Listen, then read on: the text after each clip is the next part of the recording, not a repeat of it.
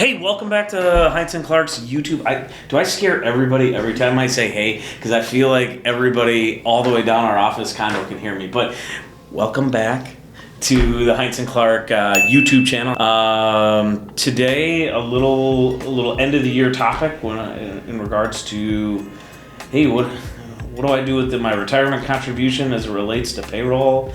I did this retirement contribution. Oh, what do you mean payroll? So we're going to go through that. It's a pretty common question that we get, or something that happens that we either have to go back and change or kind of adjust last minute to make sure that everything gets handled correctly and retirement contributions that are made are actually following the correct path so that they're, I guess in theory, legit retirement contributions. So talk through that today and have some fun. I'm going to let Steve roll through this, and if I have any knowledgeable information to provide, I'll jump in, so you may not hear from me. Problem solved. And the crowd went wild. So today's January 30th. So as Aaron said, end of the year, all of these things kind of happen end of the year, and then a lot of this payroll information is actually due on the 31st of January. So this has been kind of a topic the last month or so that we've been working with. And this is really going to kind of revolve around self-employed people. Now the same concepts and same tax rules apply if you're an employee of another company. It's just you usually don't control much of the 401k contributions other than your employee contribution. So I would say the most common thing that we see this with is an S corp where there's just one owner. Maybe they do have some part-time employees, but they're the only person that would be eligible for a retirement type of plan. And there's several different retirement types of plans that can be set up. Oftentimes we work with financial advisors that the people have on this, and the financial advisors have varying levels of understanding of this as well too. And sometimes they don't know enough about the tax side, I think, sometimes to make a good recommendation on, or maybe the most efficient type of tax deferred retirement plan, if you will. And sometimes even an understanding of what the business owner is doing from a payroll side, and it might even trickle down into what the business owner knows about what they're doing from a payroll side when they're discussing what type of plan they have, what type of contribution they're going to make. So there, maybe real quick, some of the different types of contributions. There's a 401k, which is what probably people are most aware of or understand the most. Right? A lot of companies have 401ks. A lot of our clients in this situation I'm kind of giving as the example right now have solo 401ks. So solo 401k operates very much like a 401k, but it can only be for the owner and or their spouse. So they can be the only two full-time employees essentially that would be eligible for it. So if you hire another full-time employee, you're no longer eligible for a solo 401k. And then you have a simple IRA, which is kind of like a 401k, just has lower contribution limits. It's a little bit easier to set up, typically a little cheaper to set up. And then you have a SEP IRA, which is probably the easiest and cheapest to set up. There's kind of less rules around it. And has the same limits as the 401k. However, you get to that via a different calculation. And so I'll just kind of give a couple examples of it. And for all of these, you need to have wages. You need to have taxable wages that's subject to self-employment tax, essentially, or Social Security and Medicare in relations to like actually working as an employee in your business. So a 401k, the contribution limits, I'm going to use 2022 since they're more fresh in my mind. For 2022 was $20,500. And then the max, the total contribution that you could make was $61,000, I believe. Yeah. So, 61 minus the $20,500, there's another $40,500 that can be made through an employer contribution. So that can be a combination of a match on the contributions that the employee made and what's considered a profit sharing match. Now, there's a couple different ways to get to the profit sharing match. Typically, and what we always see and what we always use is it's essentially a fourth of your wages. So if I paid myself $100,000, the most that I can do from a profit sharing is $25,000. Now I can add that to my $20,500 employee mat or contribution that I made. Right now I'm at $45,500. Okay, so again I have to have paid myself $100,000 to do that. Now when I pay myself that $100,000, like I said, it's subject to Social Security and Medicare, right? So I'm paying both the employee portion and the employer portion on these wages, which comes out to 15.3%. Okay, so I've just paid to do this. I had to pay $15,300 in payroll taxes. So I'm literally writing a check or making a tax payment to the IRS for the Social Security and Medicare components of this, right? The SEP IRA has the same profit sharing calculation as the solo 401k or as a 401k. However, it doesn't have an employee contribution. Okay, so if to use my $100,000 example, under the SEP, I can only do the $25,000 profit sharing contribution. I can't do that employee contribution on top of it, right? So I'm paying the same $15,300 in Social Security Medicare taxes. However, my max contribution on the SEP is $25,000. So we almost always recommend the 401k, particularly the solo 401k when it's an option, because you can see you get that employee contribution off the top of your wages, right? So to not get too into the weeds on the calculation, if I wanted to contribute $25,000 to my retirement plan, under the solo 401k, I could do a $20,000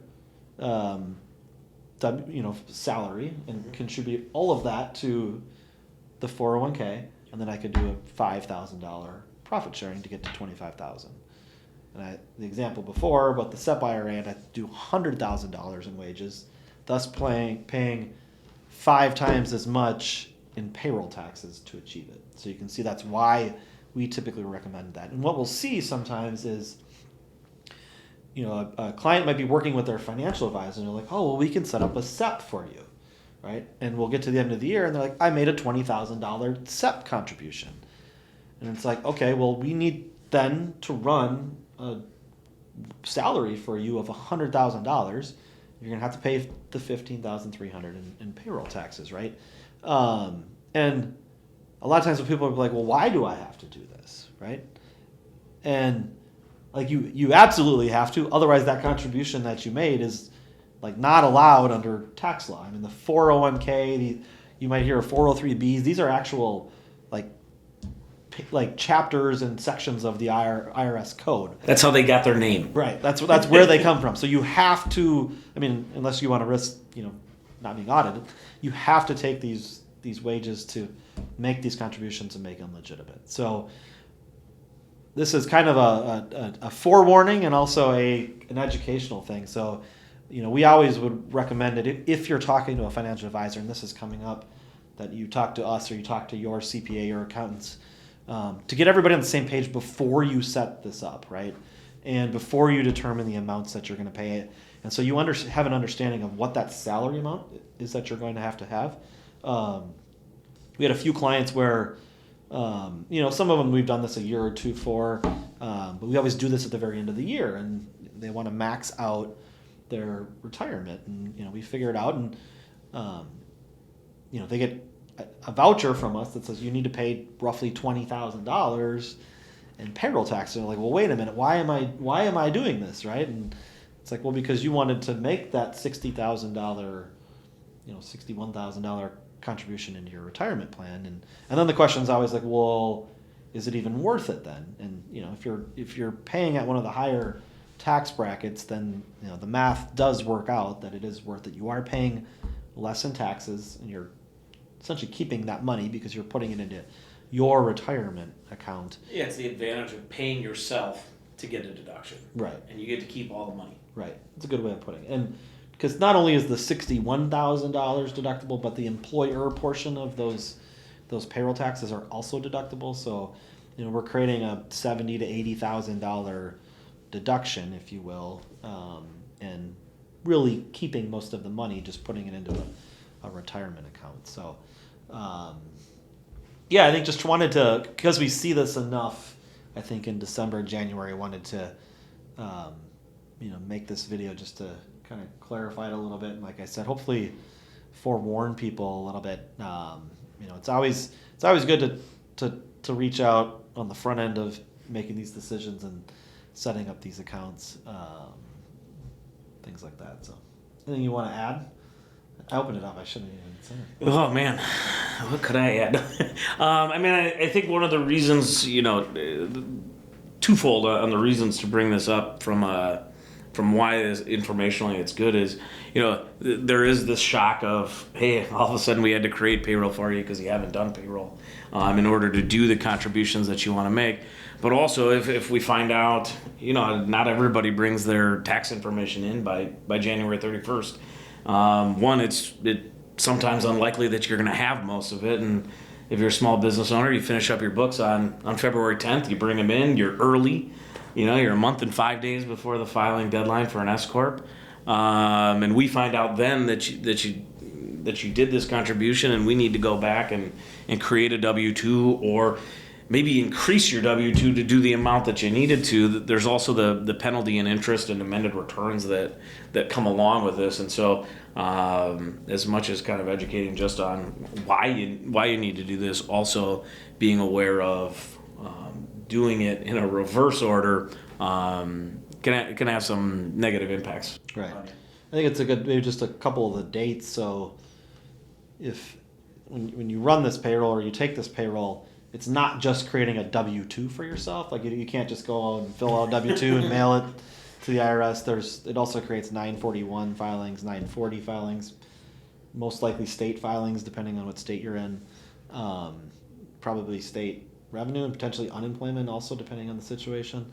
Depending on how you elect or don't elect, and I always forget, you elect out of? I think you have to elect in Minnesota. Minnesota. So it's more than just simply filling out a W-2 and, like I said, sending it in. There's multiple filings with that.